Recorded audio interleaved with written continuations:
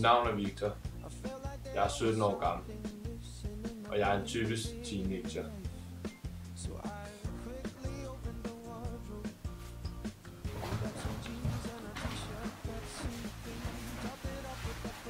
Jeg boede hos mine forældre sammen med min hund.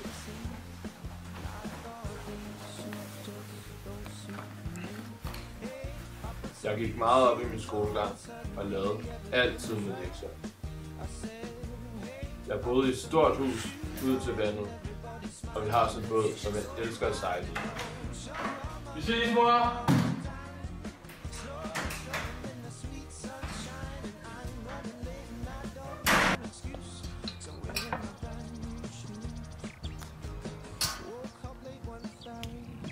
Jeg er udadvendt, og jeg plejede at være fornuftig. Jeg havde mange gode venner, som jeg holdt meget af. Men vi kom ind i en stime, hvor det handlede om at have de bedste og dyreste materielle ting. Men det kunne jeg ikke altid leve op til. Så derfor måtte der komme andre midler i brug.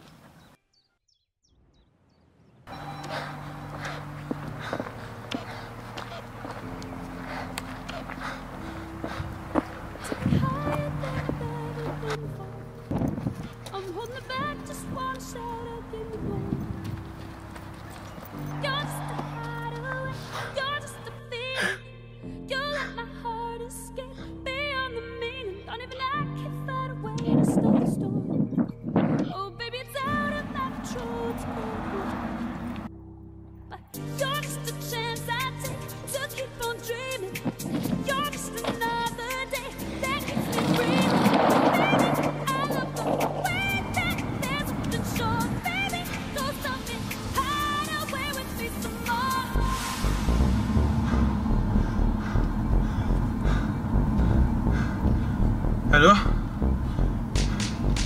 Jeg tror, der er nogen efter mig.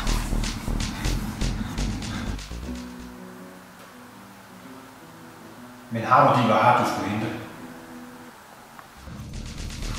Vent lige. Ja, jeg har varerne. Okay. Jeg har stillet en båd til rådighed, som ligger nede ved havnen. Du skal aflevere varerne til 2 af mine folk i Tuborghavn. En båd? Ja, vi er på vej.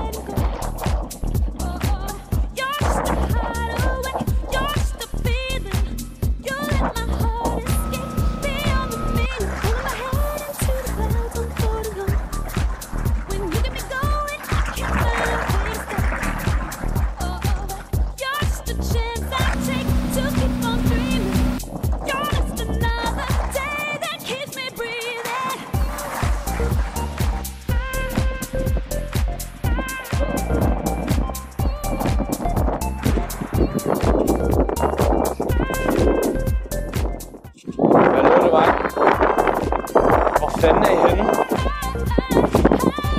Ej, det mener I simpelthen ikke. Okay, jeg er der om 5 minutter. Hej.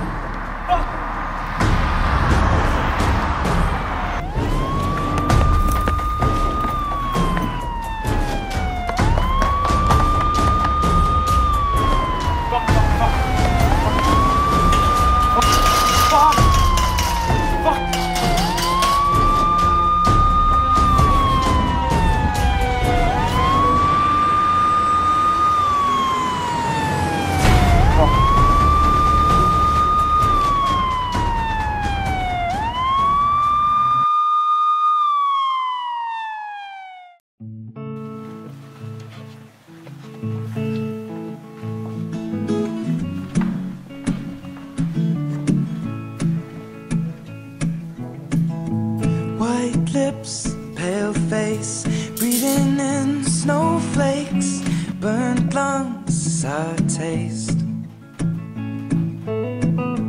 Lights gone, days end, struggling to pay rent, long nights, strange men.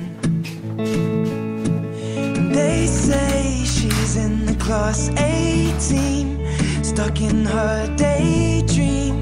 Been this way since 18, but lately her face seems slowly sinking, wasting, crumbling like pastries. They scream. Kom, med varme.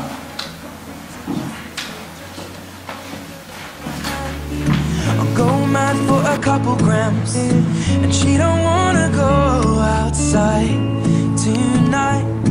And in a pipe she flies to the motherland, or sells love to another man. It's too cold outside for angels to... Nu sidder jeg her. Jeg havde gode venner. Jeg havde et fantastisk forhold til min dejlige familie. Jeg har opgivet alt det for at få penge til ting, jeg troede var bedst for mig. Men det jeg ikke var klar over var, at jeg allerede havde de ting, man kunne ønske sig. Jeg har ødelagt min fremtid, og jeg kommer til at tilbringe flere år af mit liv i en lille celle. Men værst af alt, jeg vil aldrig kunne se mine venner og familie i øjnene igen. Jeg skulle have sat pris på det, jeg havde. Victor Jensen, du er tiltalt for besiddelse af store mængder kokain, og du idømmes 5 års fængsel. There was a time I used to look into my father's eyes. In a happy home, I was a king, I had a golden throne.